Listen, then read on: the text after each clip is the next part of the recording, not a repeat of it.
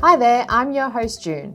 Today we're excited to bring you the Matrix Success webinar, where you'll hear expert advice and tips to help you stay on top of your study goals. Before we begin, let's meet today's expert. For this webinar, we recommend you have a pen and paper on hand to jot down our tips. Now that you're ready, let's start the webinar. Hi, welcome parents and students to my webinar about the secrets to ATAR and scaling today. My name is Oak, and I am the head of secondary here at Matrix Education. Today I'll be talking about how ATAR and scaling works, how they're calculated, and this would be the first seminar in the High School Success series. Do follow us on Instagram and TikTok for more updates. I'm hoping that this webinar will be useful to everyone here today. Now, if you're in Year 10, you may find that the pace of learning now is much faster than in Year 9. If you're in 11, I'm hoping that you've realized that by now you are under some stress about your assessment task. And if you're in Year 12, I'm hoping that you already have established your own study rhythms and have your goals in place for each of your assessment this year.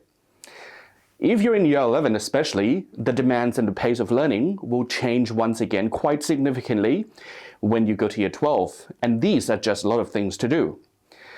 If you keep focusing on doing things, then there are two main problems.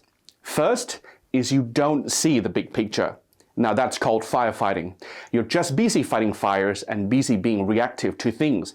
A good example would be cramming things into your brain 2 weeks or 1 week before your exam, and I find that too many students are busy doing lots of things without understanding why.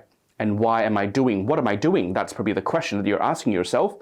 Now, since you're in school right now, your parents might give you some advice of study hard, right? Or the following days, the following month, the weeks will be study harder. Well, you're already going to school, do your homework, activities, sports, and you may think, well, where am I going to find time to study harder? This resonates with you, then you may need to think about whether or not this is the right approach. The second problem is that you do not have the system with the right approach. It essentially means there is no direction. Well, why am I saying this? Because you receive your school reports every 6 months, don't you? And what's wrong with this? You've been told what you did really well or not so well or poorly every 6 months. Then what would your parents tell you? Well, try harder, study harder. Well, maybe you did or maybe you didn't. The one possible thing that could happen is you improve your mark marginally, very increase slightly or just a bit. Well, you've spent so much time to study, but you don't get the result that you want. And that's because you haven't got a goal or a system in place that is effective. There is a saying that the faster you run, the further you have to see. Well, that's interesting because as the pace of learning gets faster and more intense, you need to be able to tell yourself not once every 6 months, just like your school report, but once every month, or perhaps once every quarter, whether you're on the right track or not. Now, if you're not measuring your progress, then you may find yourself deviating away from the results that you want. So by the time that you realize, then it may just be too late. Well, which is a problem that most students are facing. You need a simple system that is easy to track. So today I'm going to talk about ATAR and scaling. You would get a lot of information from today's talk. Your job is to turn this into an action. We're talking about actionable advice and how can I use this advice to change the way I approach my study, how can I be more effective, and how do I study overall? It is the purpose of this presentation. So the first question you have to ask yourself is, do you have a goal or a system to measure your progress at school? Well, if you don't, I'm hoping by the end of this week, next weekend, you would have come up with a meaningful and a simple to use system to track your progress. Now, the best way to start this off is to understand what do the top 1% of the students do differently. Well, top 1% means 99 plus ATAR. Well, if you know someone who's an ATAR of 99 plus, that means you know someone who is the top 1% of the state. I've come across many of these students, and when I work very closely with them, I saw one or two common denominators, two things that stand out. Number one, they always think about who they want to be. And number two, they build effective habits that eventually becomes a routine. It's actually a very difficult thing to do, and if you're trying to change one large habit at a time. But have you heard of the book, Atomic Habits? Make small changes. So I thought the best way to convince you to, say, consider a new way of doing things is showcasing the characteristics of top 1% of the students that I work with and what they do differently. Something for you to think about. So do take note. Number one, they are very goal-oriented. They know exactly who they want to be and they know what they want. So start by asking yourself that question. They have very clear goals.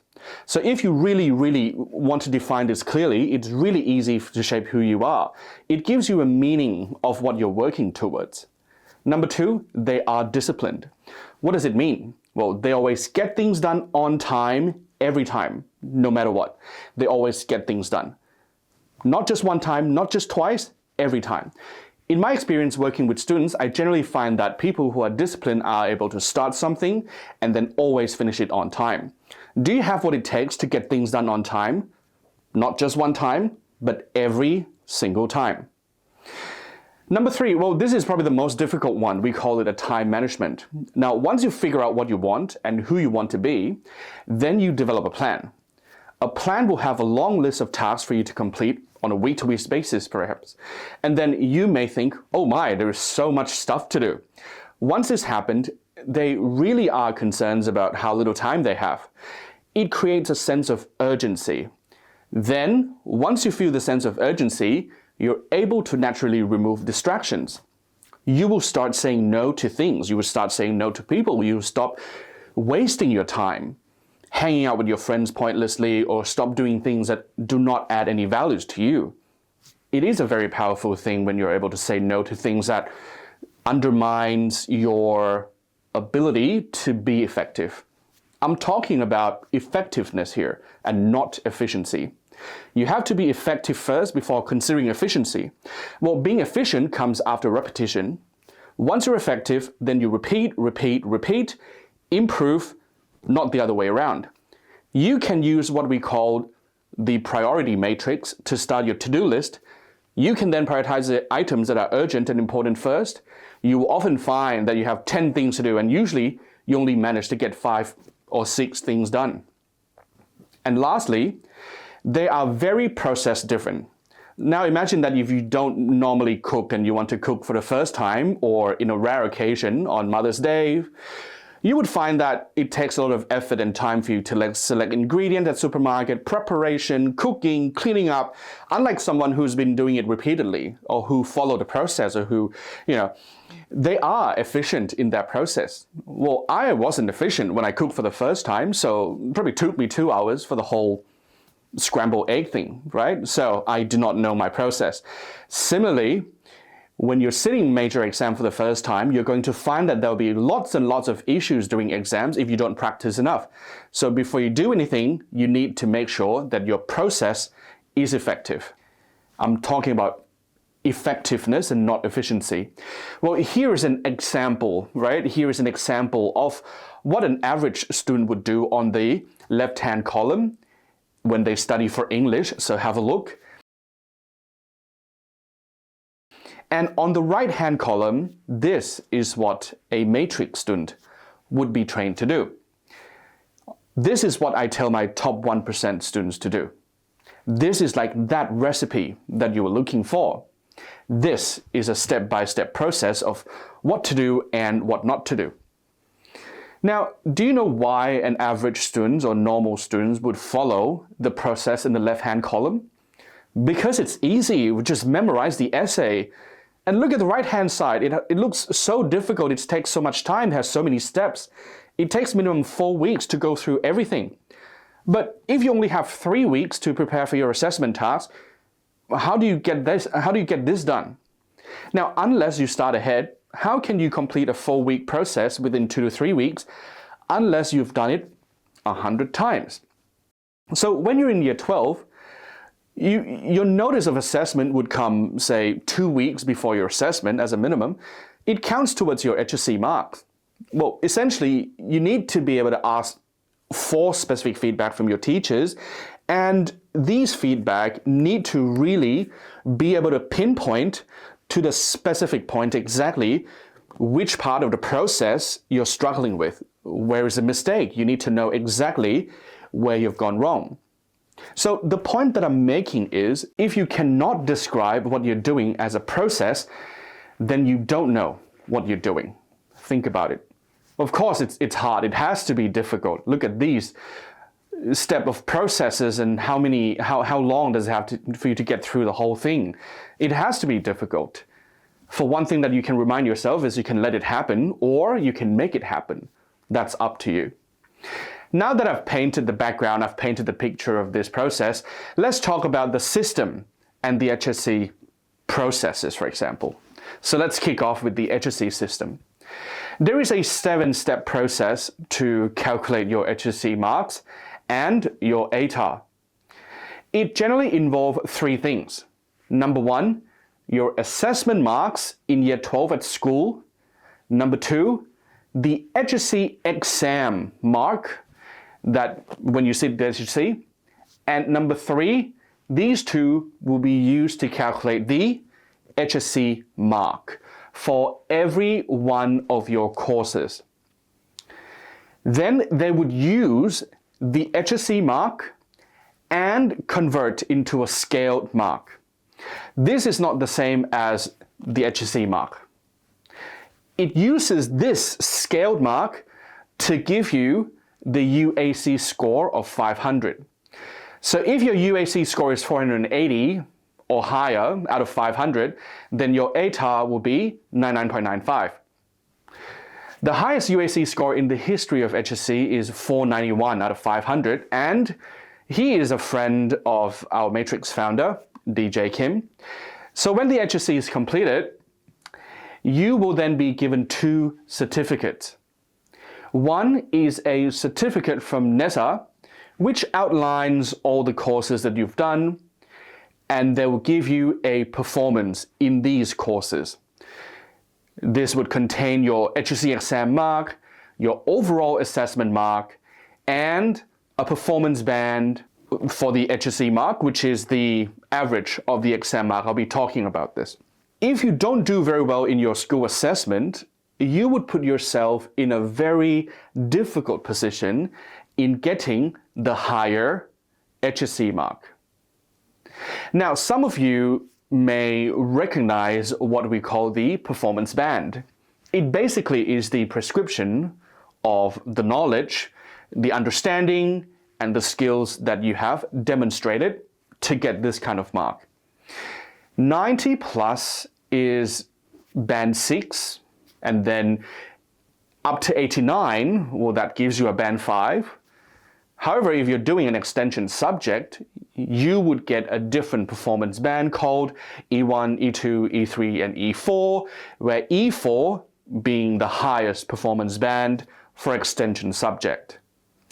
They will convert these into the UAC score, and then you will be given the ATAR.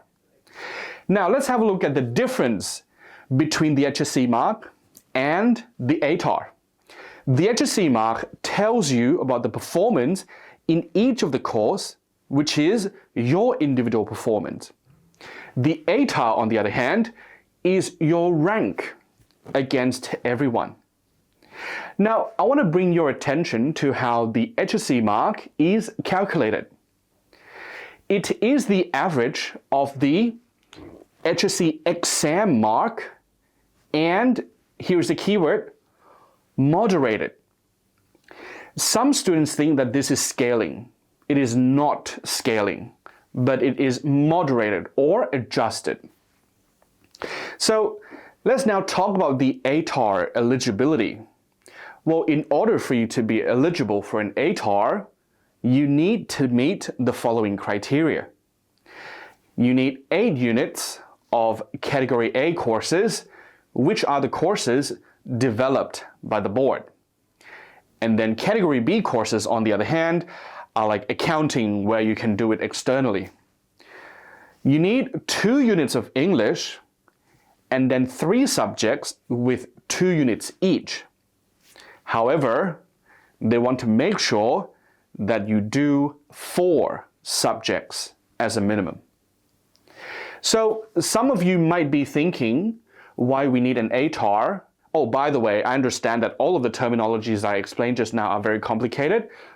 We'll give you an example, okay? Now, why do we need an ATAR? Well, that's for university application.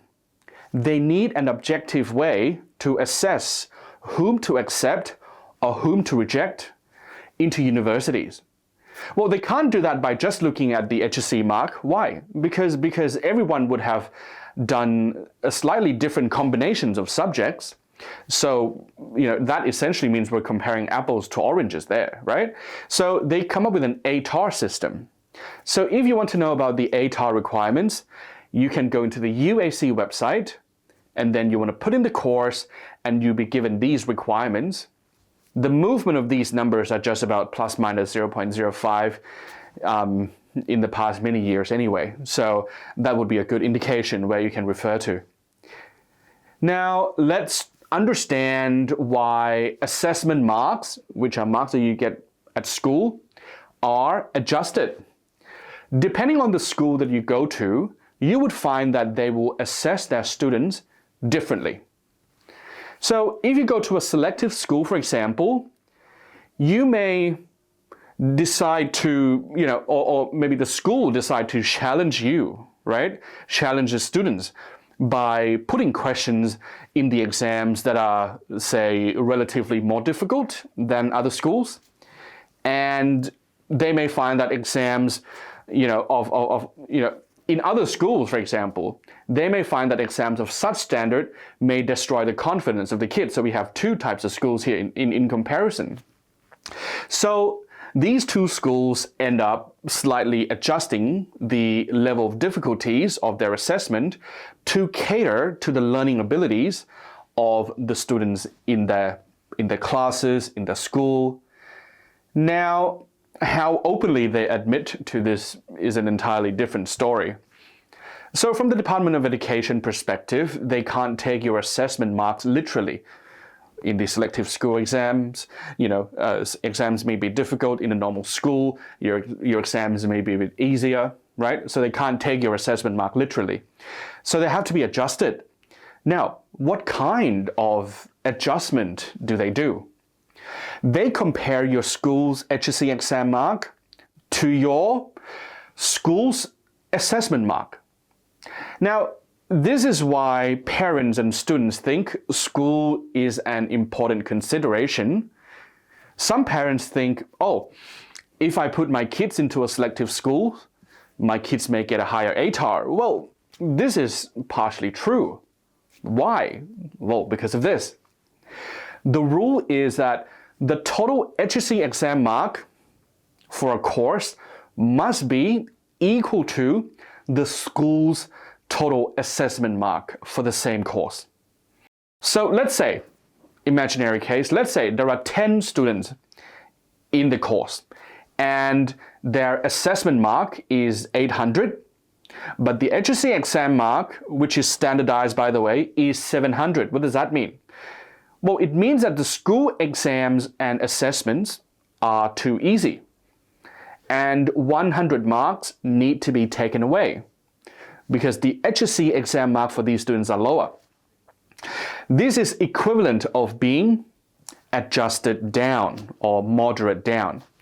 On the other hand, in a more competitive school, for example, if the assessment mark adds up to 800 and the HSC exam mark is 900, what does that mean? That means everyone will need to get an extra mark, or extra marks for that matter. Well, the idea here is to expose students to the same level as the HSC. That's the most fair.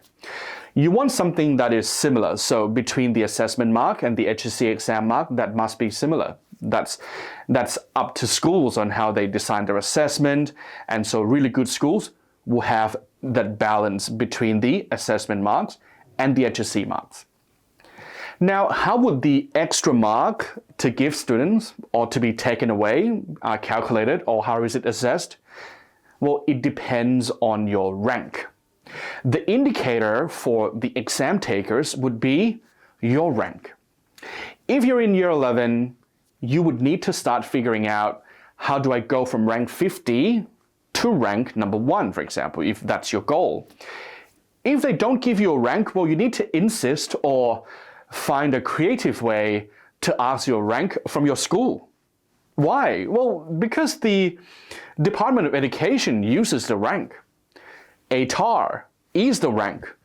So it doesn't make sense for you not to know your school assessment mark, right? Or your rank, right?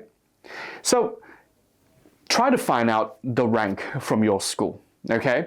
Now, here are some scenarios here. Looking at the school assessment mark and the standardized English HSC exam mark.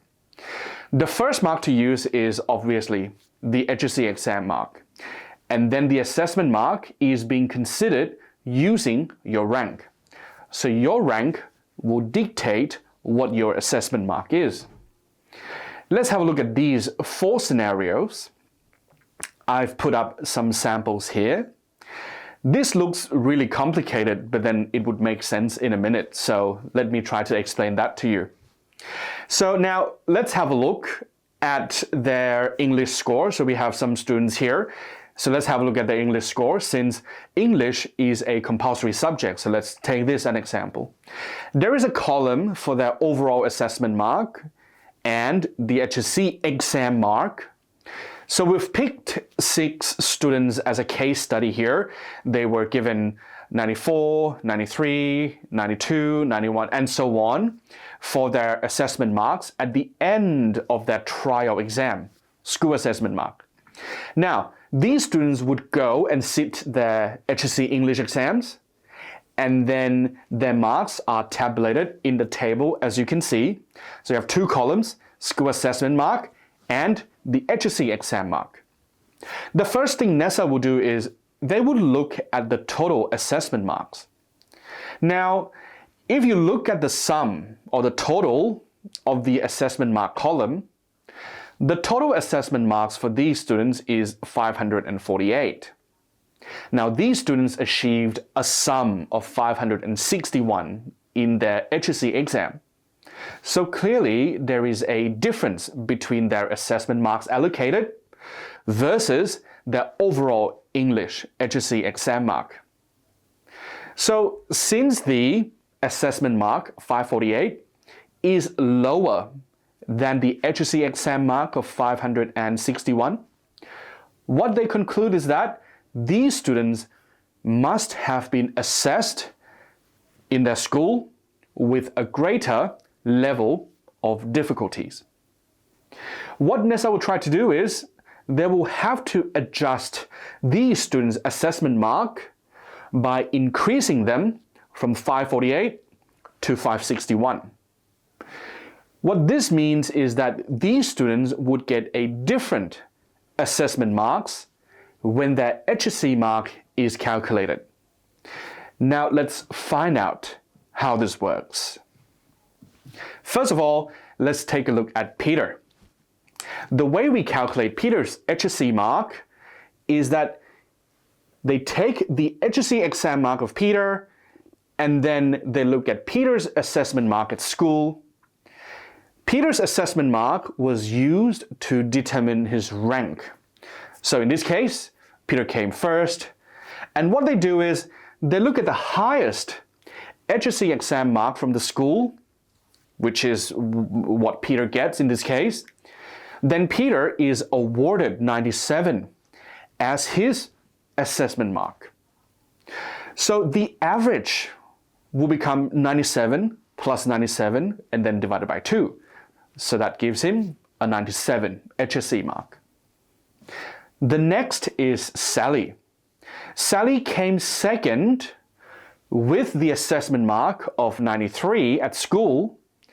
Then she went to do her HSC and obtain her HSC exam mark of 95. Well, she would obviously have 95 as her HSC exam mark. We can't change that. But her assessment mark is adjusted from 93 to 96 because she was ranked number 2 in school. And therefore, she would get the second highest HSC English exam mark as her adjusted assessment mark. Here, we can see that the ranking within your school is more important than the actual assessment mark you receive, since the assessment mark has to be adjusted anyway. So your school rank is more important in this scenario. Now, if you look at the third example, which is, say, Mark, who came in 4th at school with the assessment mark of 91. Well, unfortunately, Mark didn't perform as well in the HSC exam, and he got an HSC exam mark of 86. Now, his assessment mark is the 4th highest of the HSC English exam mark, which happens to be 94, scored by Lisa. And he has to thank Lisa for that, because now this means Mark will get 94 instead of 91. That is his adjusted overall assessment mark. So his HSC mark is the average of 94, and divided by 2, and that becomes 90, right? So 94 and 86 divided by 2, that becomes 90. Lastly, Andrew came 6th with the assessment mark of 88, and we can't change that. He scored 93 in his HSC English exam. So to calculate Andrew's HSC mark, it would be 93 with an adjusted assessment mark of the 6 in the English exam mark, which is 86. And so this would give him an overall HSC mark of 90. So what's really important here? Well, as I've mentioned before, it is the rank at your school. Next, let's talk about ATAR. What is ATAR? Well, Australian Tertiary Admission Rank. You need to know what's your rank. Well, half the kids don't know what their rank is at school, and that's quite concerning. Well, the end game here is rank anyway, and no one wants to talk about it. If you go to a non-competitive school, for example, you may find that there is a large gap between the first and the second rank in the school. And then if you rank drop from number 1 to number 2, for example, then that can be really bad for you. Ranking is everything in this case. Unless, there is an exception of course, unless you go to an extreme school like James Roos, right? Where the 80th rank could be scoring 94, right? Now, once your HSC mark is calculated, then your marks will be converted into the UAC score. Now, what do we need? We need a scaled mark. So how then a scaling works? Scaling is the process of converting your HSC mark into the UAC score. Why do we need a scaling? Well, here's an example. Let's have a look at this table here. If there are 2 students who achieve 90, one of them does Mathematics Advanced and the other person does Mathematics Extension 2. The scaled mark, as you can see, tells a very different story. One of them gets a 90, the kid who did Extension 2, and the other one already lost 22 marks and the scale is 78. What did I say about the 99.5 requirement? Well, they need to get at least 480.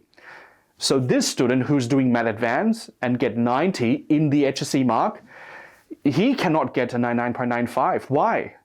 He has already lost more than 20 marks in the UAC score.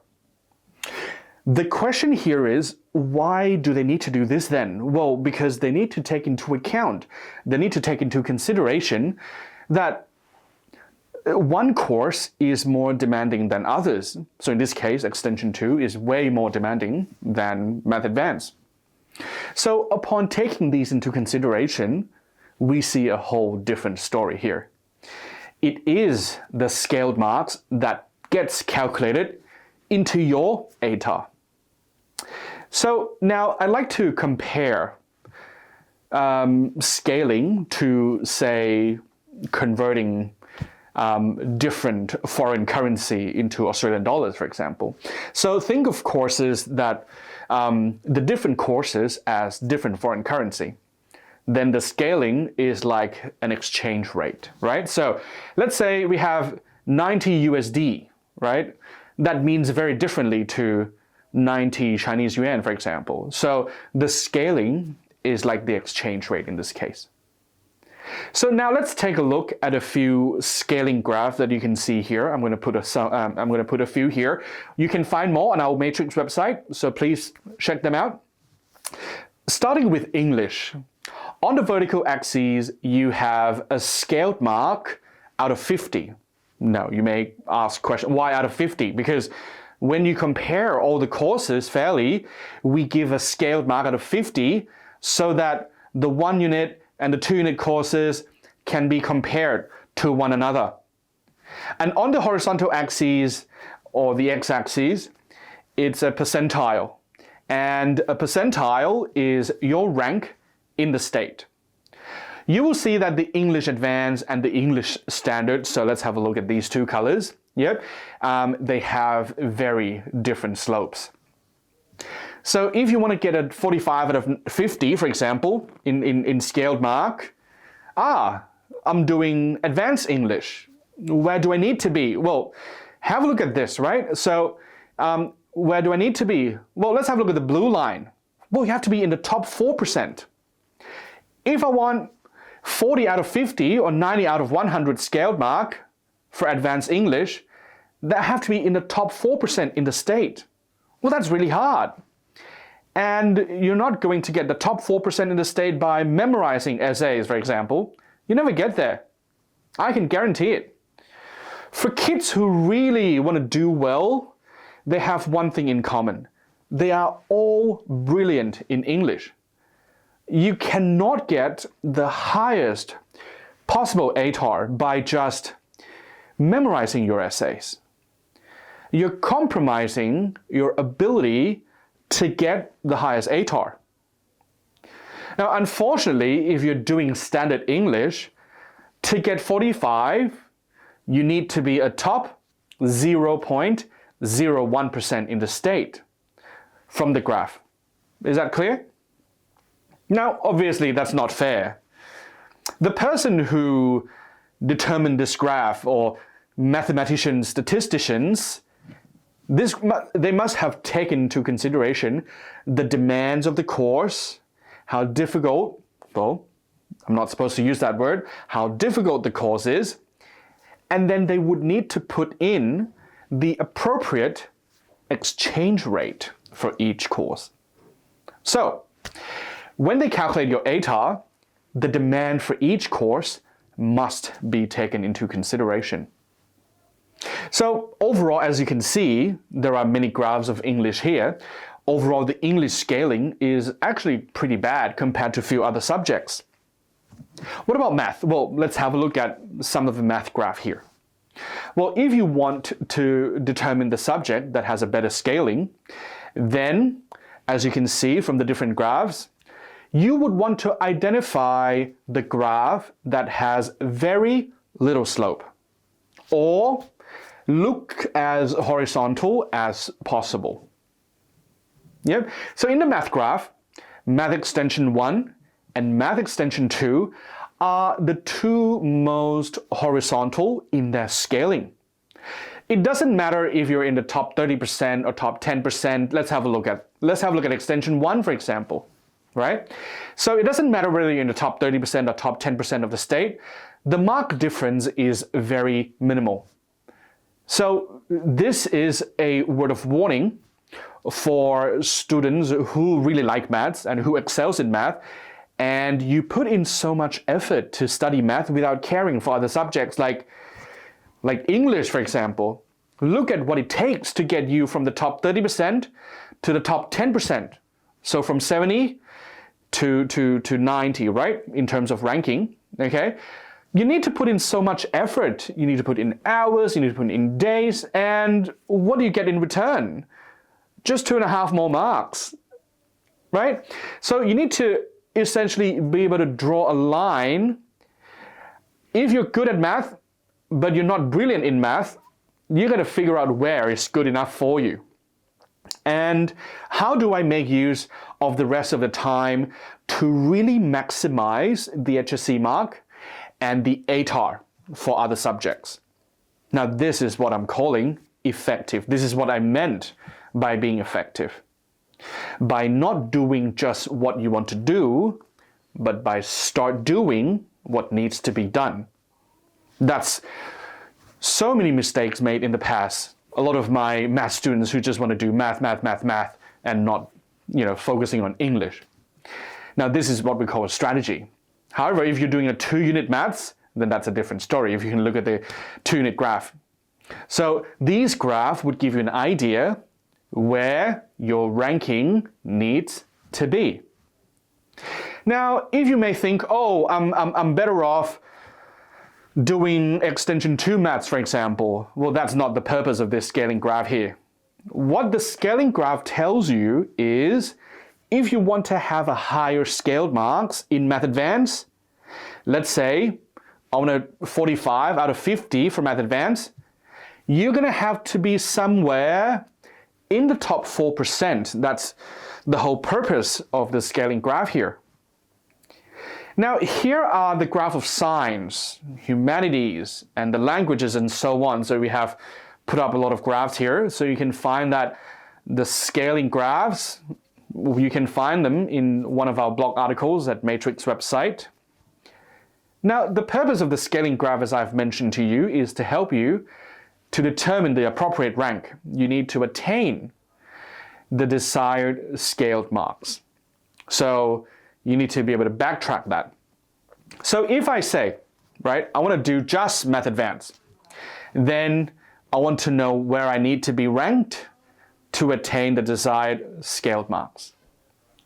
Now, here are some of the ATAR scenarios for your consideration.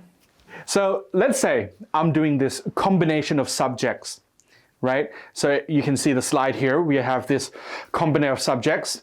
After converting into scaled marks, and you get an aggregate of 379 out of 500, which equates to an ATAR of 91.45.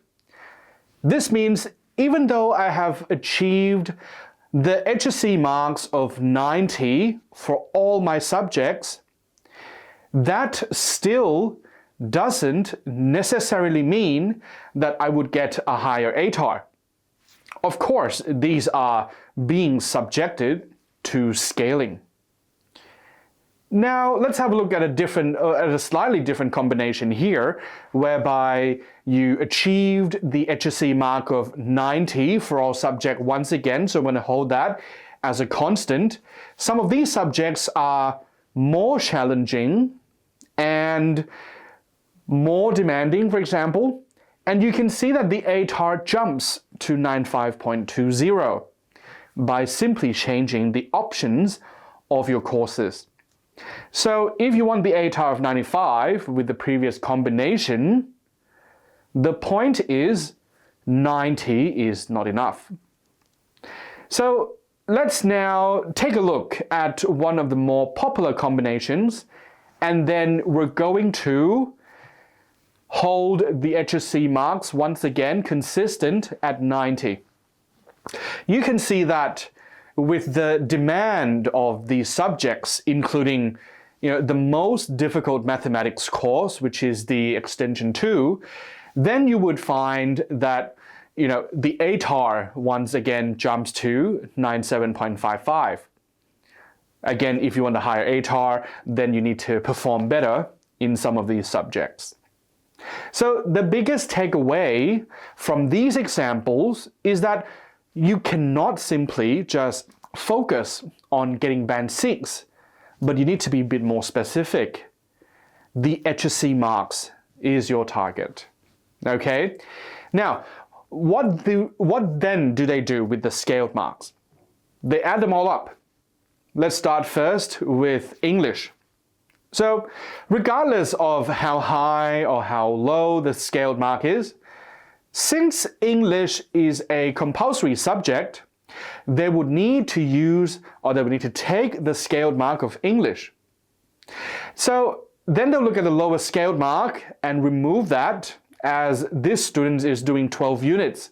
So in this case, chemistry is removed because that's the subject that this student performed worst among all of the subjects that he's taking. So if this were my student, I would advise him, or I would advise her, to actually drop chemistry when she hits year 12, when she knew that she can't perform as well in chemistry to other subjects.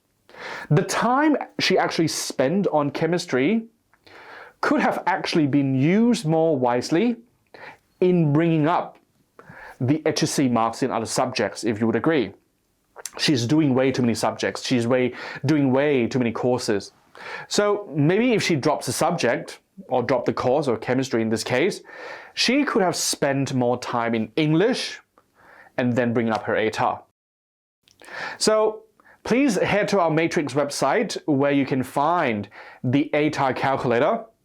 Start by putting in your target ATAR, and then it will show you exactly what you need to achieve in each of the subject to get the ATAR that you want.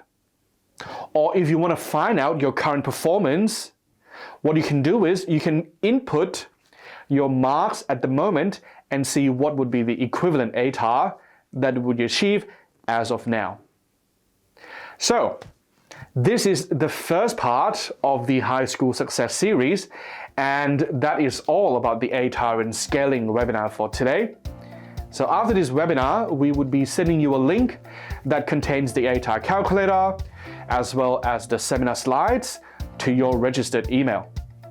Now, in the next webinar series, I will talk about how you would set goals, how you would set targets, and the rhythms for your academic year. I hope to see you then.